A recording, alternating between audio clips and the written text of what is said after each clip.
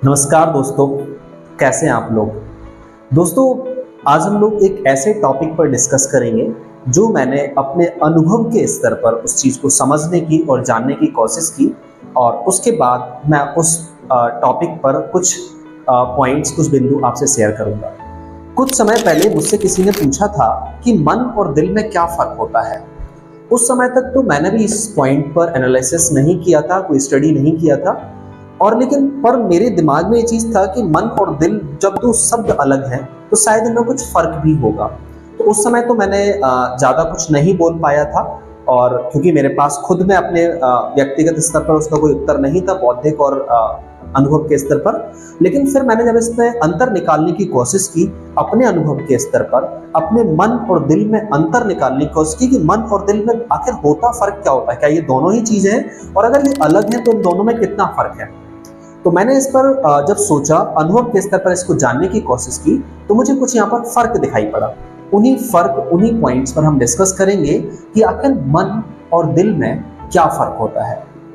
तो दोस्तों, मन चंचल होता है, अस्थिर होता है, चालाक होता है। मन स्वार्थी भी होता है। मन स्थिर नहीं रहता है। मन छोटी मोटी बातों पर बहक जाता है कभी कभी। मन उस अथाह समुद्र की भांति है जिसका कोई पार नहीं है। जैसे समुद्र में उठने वाली लहरें कभी शांत नहीं होती हैं, वैसे ही मन में उठने वाले विचार, इच्छाएं और कामनाएं कभी खत्म नहीं होती हैं। मन उस मरुस्थल की भांति है जो कभी संतृप्त नहीं होता है।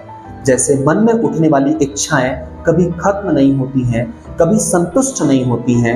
मन में अगर कोई इच्छा उत्पन्न होती है और उस चाह से हम सोचते हैं कि अब हमारी मन की चाह और इच्छाएं खत्म हो जाएंगी, पर मन हमेशा कहता है कि अभी कुछ बाकी रह गया है, अभी कुछ रह गया है।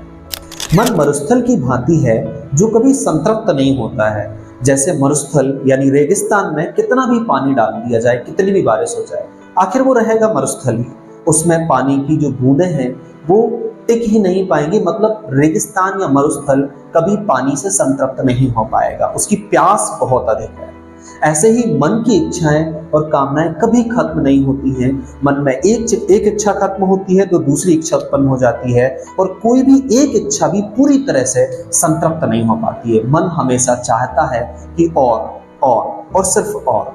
परंतु वहीं दूसरी तरफ दिल कहता है कि मेरे द्वारा कभी किसी को कोई तकलीफ ना हो, सभी को सुख पहुंचे, सभी को खुशी मिले, उसमें चाहे भले ही मेरी हानि या नुकसान ही क्यों ना हो।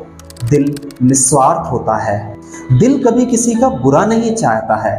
कहते हैं कि इसका दिल साफ है, इसका दिल साफ नहीं है, इसका दिल अच्छा है, इसका दिल बुरा है, परंतु मैं नहीं मानता। दिल सबका साफ, निर्मल और स्वच्छ होता है। हाँ, ये हो सकता है जैसे दिल को अगर हम कंपैरेटिवली देखें, कांच की तरह है, सबका साफ और निर्मल होता है। लेकिन किसी कांच पर जैसे धूल चढ़ जाती है, धूल की परत चढ़ जाती है, वैसे ही दिल के ऊपर कुछ समय के लिए हो सकता है स्वार्थपूर्ण विचार या नकारात्मक विचारों की धूल चढ़ जाए। अब जो एक साफ और निर्मल कांच होता है उसके हम उस पार देख पाते हैं, और जो एक धूल चढ़ा हुआ कांच होता है उसमें हमें अपनी ही छवि दिखने लगती है, क्योंकि हमें उसके कांच के उस साइड का नहीं दिखता है। वैसे ही जिस दिल पर नकारात्मक विचारों की, स्वार्थपूर्ण विचारों की धूल चढ़ जाती है, वो अपने दिल के पार नहीं देख पाता है। वो सिर्फ खुद को देख पाता है, अपने ही स्वार्थों को देख पाता है। वैसे एक साफ और निर्मल हृदय अपने दिल के पार दूसरों को भी देखता है। इसलिए दिल कभी किसी का बुरा नहीं होता है, दिल किसी का खराब नहीं होता है। हाँ, कुछ समय के लिए ऐसा होता है कि उसका दिल पर कुछ नकारात्मक विचारों की, स्वार्थपूर्ण विचारों की परत चढ़ गई हो। दिल सभी का साफ, स्वच्छ और निर्मल होता है। आखिर दिल की प्रकृति ही यही होती है। दिल कभी किसी का बुरा नहीं सोचता है। अगर कोई भी कुछ भी करने की दिल से सोचता है तो वह उस कार्य में कभी विफल नहीं होता है, क्योंकि दिल के अंदर अपार शांति होती है, और जहाँ शांति होती है वहाँ सब कुछ होता है। दिल का पार पाना असंभव है, दिल की व्याख्या कर पाना भी असंभव है। दिल और अंतरात्मा में कोई फर्क नहीं होता है।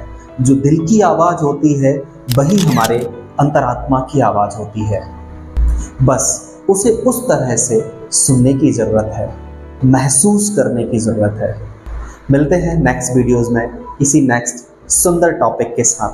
तब तक के लिए अपना ध्यान रखें और अपने मन की आवाज़, अपने अंतरात्मा की आवाज़ को ना खोने दें। अपने मन की आवाज़, अंतरात्मा की आवाज़ को सुनें, उसे महसूस करें। इस वीडियो को अंत तक देखने के लिए अपने दिल की गहराइयों से आपको बहुत बहुत धन्यवाद।